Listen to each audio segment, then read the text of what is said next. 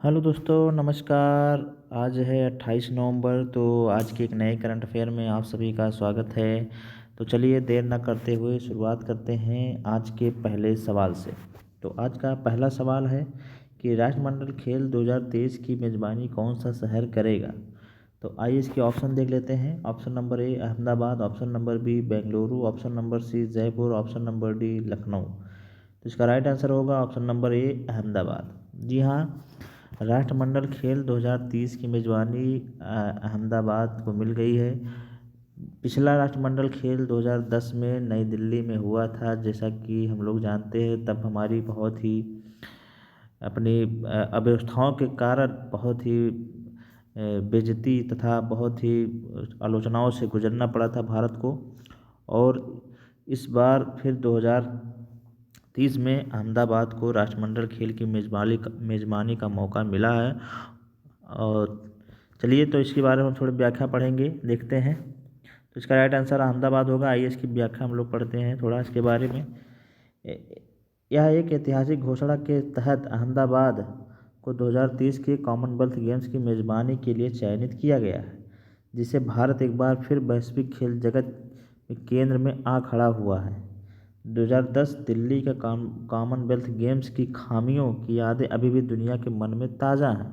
इसीलिए भारतीय अधिकारियों ने दृढ़ता से आश्वासन दिया है कि इस बार स्थिति बिल्कुल अलग होगी। 26 नवंबर 2025 को ग्लासगो में आयोजित कॉमनवेल्थ स्पोर्ट्स चैनल असेंबली में अहमदाबाद ने नाइजीरिया के अबूजा को पछाड़ते हुए मेज़बानी हासिल की। यह आयोजन कॉमनवेल्थ गेम्स मूवमेंट के शताब्दी वर्ष के साथ मेल खाएगा, जिससे 2030 का संस्करण प्रतीकात्मक और राजनीतिक दोनों दृष्टियों से अत्यंत महत्वपूर्ण बन गया है। इस खेल में 15 से 17 खेल शामिल होने की संभावना है, जबकि T20 क्रिकेट और ट्राई एथेनॉल अभी भी समीक्षा के अधीन हैं। यह आयोजन कॉमनवेल्थ गेम्स आंदोलन के 100 वर्ष पूर्ण होने के अवसर के साथ आयोजित होगा, जिससे यह प्रतीकात्मक महत्व और बढ़ जाता है।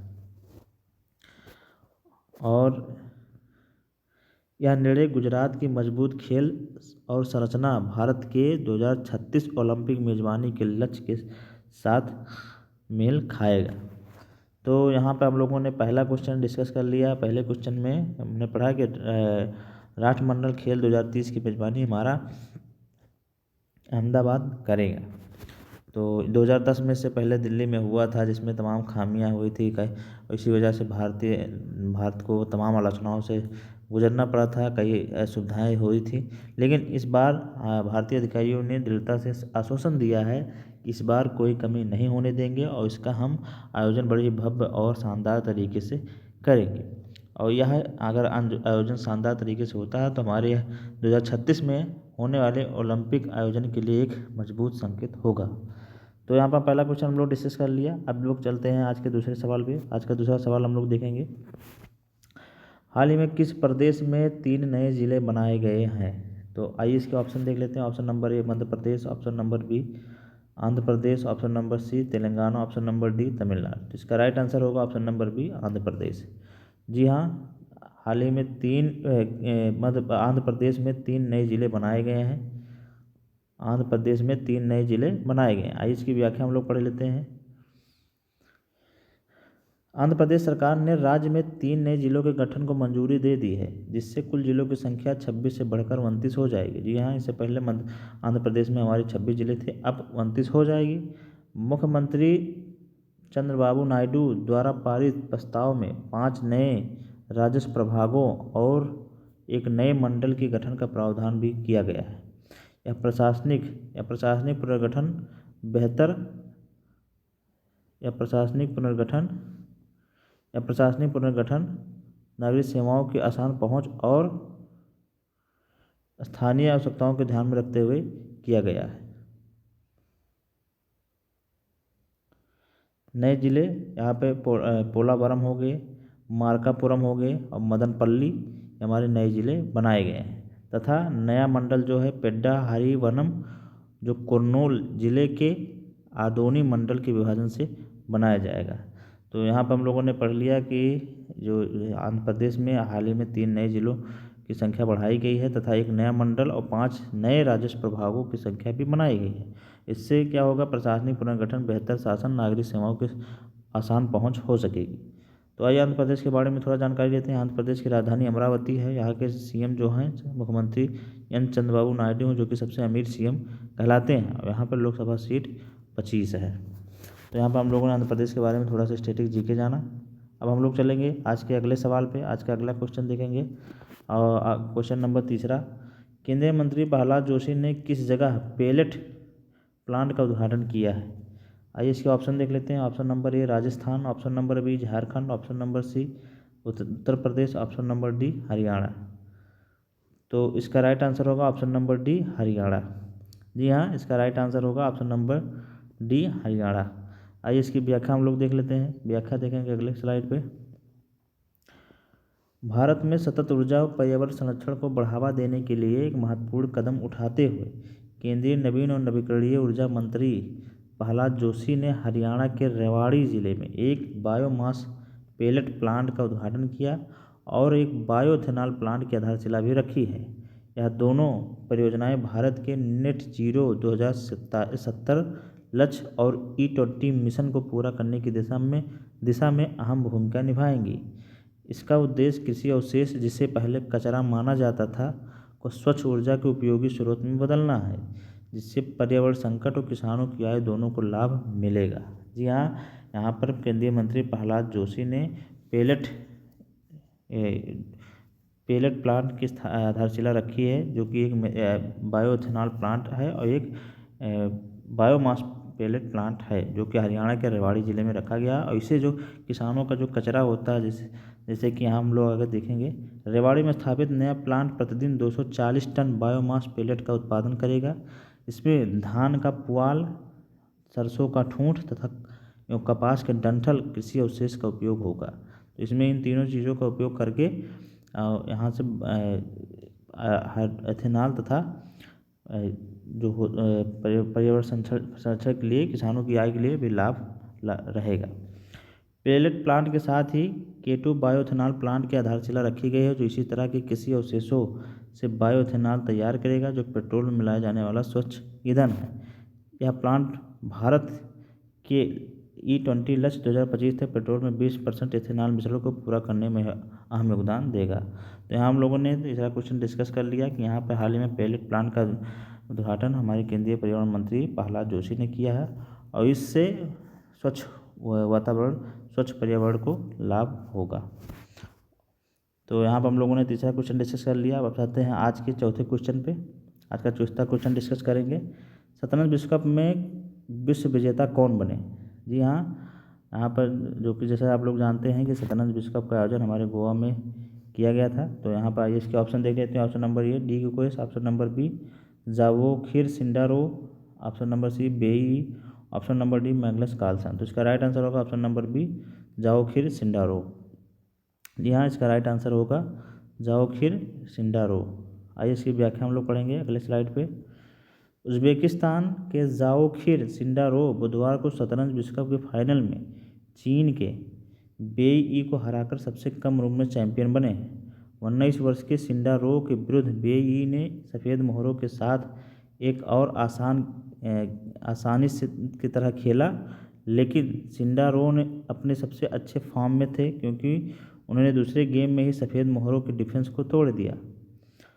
खिताब जीतने के बाद सिंडारोव को लगभग 1 करोड़ रुपये की पुरस्कार मिला तथा उपविजेता बेई को 75.84 लाख रुपये मिले।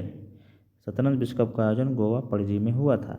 तो यहाँ पर हम लोगों ने पढ़ लिया कि शतरंज विश्व कप का आयोजन जो हमारे गोवा के पणजी में हुआ था, उसके विश्व विजेता हम उज़्बेकिस्तान के जावोखिर सिंडारोव बने, जो सबसे कम उम्र के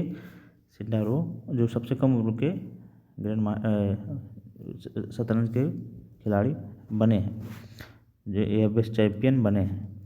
तो यहाँ पर हम लोगों ने चौथा क्वेश्चन डिस्कस कर लिया। अब चलते हैं आज के वन लाइनर के क्वेश्चन पे। वन लाइनर बाद हमने 5 क्वेश्चन रखे हैं वन लाइनर के रूप में, इन्हें क्लियर करेंगे वन लाइनर के फैक्ट के रूप में। तो पहला सवाल है कि ICC T20 वर्ल्ड कप 2026 का ब्रांड एम्बेसडर निम्न से किसे नियुक्त किया गया? तो यह हमारे रोहित शर्मा जी को। जी हाँ, रोहित शर्मा जो कि भारतीय टीम के कप्तान थे, इनको ICC T20 वर्ल्ड कप 2026 का ब्रांड एम्बेसडर नियुक्त किया गया। फिर अगला हम लोग देखेंगे, चर्चा में रहे हेली गुब्बी ज्वालामुखी किस देश में स्थित है? तो ये हमारे इथोपिया में, जी हाँ इथोपिया में, जिसकी राजधानी अदिस अबाबा है, वहाँ पे ये हेली गुब्बी ज्वालामुखी जो कि 12,000 सालों बाद इसमें उद्गार हुआ है। यह एक सुषुप्त ज्वालामुखी है, जी हाँ इसे भी आप लोग याद रखेंगे, एक सुषुप्त ज्वालामुखी है और 12,000 साल बाद इसमें उद्गार हुआ है। अगला क्वेश्चन देखेंगे, कुमारी कमला का 91 साल की उम्र में अमेरिका में निधन हो गया, निम्न में से किस शास्त्रीय नृत्य से संबंधित थी? तो यह भरतनाट्यम से, जी हाँ भरतनाट्यम जो हमारे भारत का एक शास्त्रीय नृत्य है, यह उससे संबंधित थी। फिर अगला हम क्वेश्चन देखेंगे, दुनिया की सबसे ताकतवर महिला प्रतियोगिता 2025 का खिताब किसने जीता? तो ये हमारी जेमी बुकर ने जीता। जी हाँ, दुनिया की सबसे ताकतवर महिला प्रतियोगिता 2025 का खिताब किसने जीता? तो हमारी जेमी बुकर ने जीता। 53वें इंटरनेशनल एमी अवार्ड में किसे सर्वश्रेष्ठ अभिनेत्री का अवार्ड दिया गया? तो हमारी एना मैक्सवेल मार्टिन को। जी हाँ, यहाँ पर हम लोग याद रखेंगे कि 53वें इंटरनेशनल एमी अवार्ड में किसे सर्वश्रेष्ठ अभिनेत्री का अवार्ड दिया गया? तो एना मैक्सवेल मार्टिन को दिया गया है। तो ये हमारे वन लाइनर के फैक्ट हैं, यहाँ पर हम लोगों ने डिस्कस कर लिया है। वन लाइनर का फैक्ट अब हमारा समाप्त हुआ। अब हम लोग चलेंगे आज के दिन विशेष में। आज 27 नवंबर के दिन विशेष में हम लोग पढ़ेंगे क्या खास है। तो पहला देखेंगे कि 1989 में आज ही अमेरिका के शिकागो यूनिवर्सिटी में डॉक्टर क्रिस्टोफ ब्रायल्स की डॉक्टरों की टीम ने पहली बार किसी जीवित व्यक्ति के लीवर प्रत्यारोपित किया था। 21 महीने की एलिसा स्मिथ में उनकी मां टेरी के लीवर का हिस्सा प्रत्यारोपित किया था।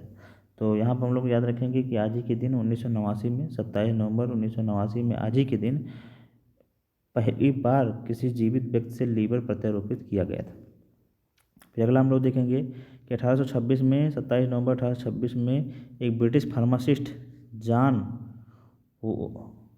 हुआ पहले व्यवहारिक माचिस का आविष्कार किया था और उन्होंने लकड़ी की 3 इंच पट्टियों पर पोटेशियम क्लोराइड, एंटीमनी सल्फाइड और गोंद का इस्तेमाल किया था। तो यहाँ पर हम लोग दूसरा फैक्ट भी क्लियर कर लिया। अब हम चलेंगे आज के तीसरे पॉइंट पे। आज के फैक्ट में तीसरा फैक्ट डिस्कस करेंगे, तम्मा तम्मा लोगे आई एम डिस्को डांसर यार बिन चैन कहाँ जैसे गीतों को गाने वाले बप्पी लहरी का जन्म 1952 में आज ही यानी 27 नवंबर को कोलकाता में हुआ था। संगीत बनाने से ताल्लुक़ रखने वाले बप्पी दा अक्सर खुद की रचनाएं गाते थे। 1975 में जख्मी फिल्म ने पार्श्व गायक संगीतकार के रूप में उन्हें दोहरी पहचान स्थापित करने में मदद की और 1982 में फिल्म डिस्को डांसर के गीतों ने भारत में डिस्को संगीत को लोकप्रिय बनाने में अहम योगदान दिया है। तो यहाँ पर हम लोग याद रखेंगे कि 27 नवंबर 1952 में बप्पी दा का जन्म हुआ था, इसे हम याद रखेंगे। तो फिर आप चलेंगे आज के स्टैटिक जीके के पोर्शन पे। आज के जैसा कि हर दिन की बात आज भी हम लोग स्टैटिक जीके डिस्कस करेंगे और हम लोग जैसा कि जान रहे थे हम लोग महासागर की जलधारा डिस्कस कर लिए थे। गर्म जलधाराएं हम लोग डिस्कस कर चुके हैं, अटलांटिक महासागर की, प्रशांत महासागर की। आज हम ठंडी महासागर जलधारा की बात करेंगे और आज प्रशांत महासागर की ठंडी जलधाराओं को हम डिस्कस करेंगे। तो यहाँ पर हम लोग देखेंगे कि प्रशांत महासागर की ठंडी जलधारा कौन सी है। तो यहाँ पर प्रशांत महासागर की पहली ठंडी जलधारा हम्बोल्ट या पेरुवियन ठंडी जलधारा है, ये हमारे प्रशांत महासागर से है। क्यूराइन ठंडी जलधारा है, ये भी प्रशांत महासागर से संबंधित है। कैलिफोर्निया की जलधारा, ये भी ठंडी जलधारा है। अंटार्कटिक जलधारा, ये भी ठंडी जलधारा है। ओखोटक्स जलधारा, ये भी ठंडी जलधारा है और ये सब सारी जलधाराएं हमारे प्रशांत महासागर से संबंधित है। तो इसे आप लोग याद रखेंगे, हमारे एग्ज़ामों में वन लाइनर के रूप में या मिलान के रूप में पूछ लिए जाते हैं। तो इसे आप लोग यहाँ पर याद कर लेंगे, अपने नोट्स में लिख लेंगे।